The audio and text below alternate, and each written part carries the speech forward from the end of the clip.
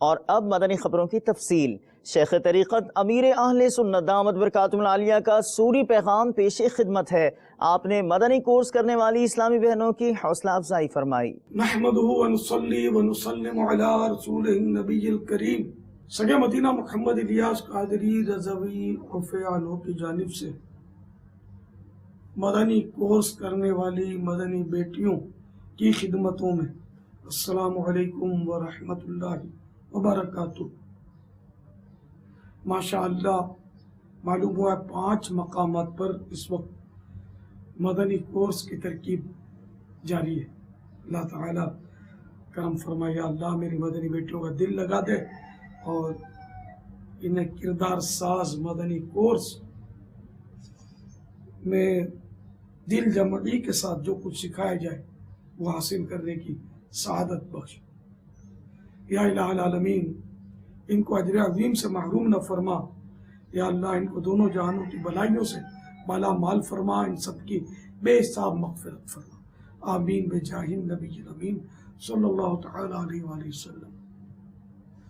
صلو علی الحبیب صلی اللہ تعالی علی محمد۔ دیکھیے، کامیابی پانے کے لیے نرمی کی بہت ضرورت ہے، خصوصاً عیسائی بہنوں کو تو بہت اس کی حاجت ہوتی ہے۔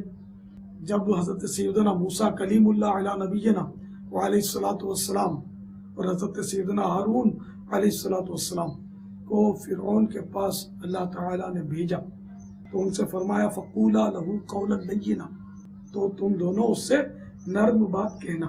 سرکش کے پاس بھیجا تب بھی نرمی کا حکم فرمایا کہ جب کسی کو سمجھانا ہے نیکی کی دعوت دینی ہے تو ضرورتاً سختی بھی ہوتی ہے، لیکن وہاں نرمی کا حکم دیا گیا۔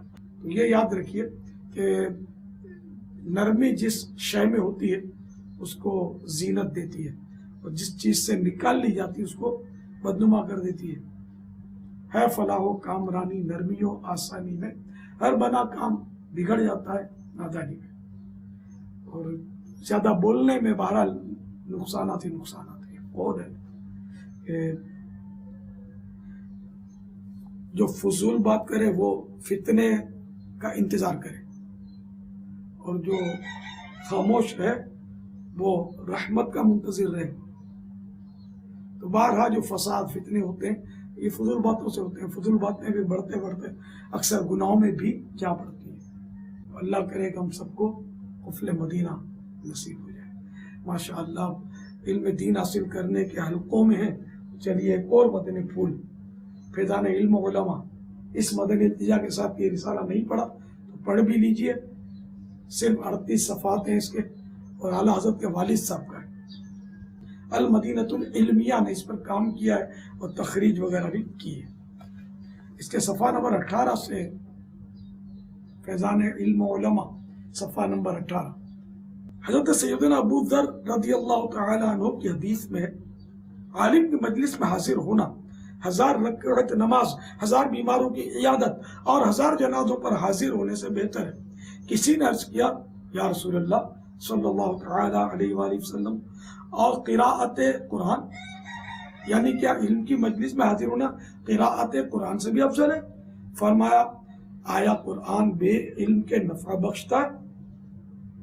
یعنی فائدہ قرآن کا بے علم کے حاصل نہیں ہوتا۔ صلو علی الحبیب صلی اللہ تعالی علی محمد۔ اللہ تعالیٰ آپ کو خوش رکھے، اللہ تعالیٰ آپ کی اس قربانی کو قبول فرمائے۔ یا اللہ اس میں سے ایسی معلمات اٹھیں تاکہ زیادہ سے زیادہ یہ مدنی کورس کی ترکیبیں بنے، ورنہ معلمات کا انتظار ہے کم ترکیب بنے گی۔ ہر اسلامی بھائی اور اسلامی بہن سب سے میری مدنی التجا ہے کہ زندگی میں کم از کم ایک بار 12 روزہ مدنی کورس ضرور کریں۔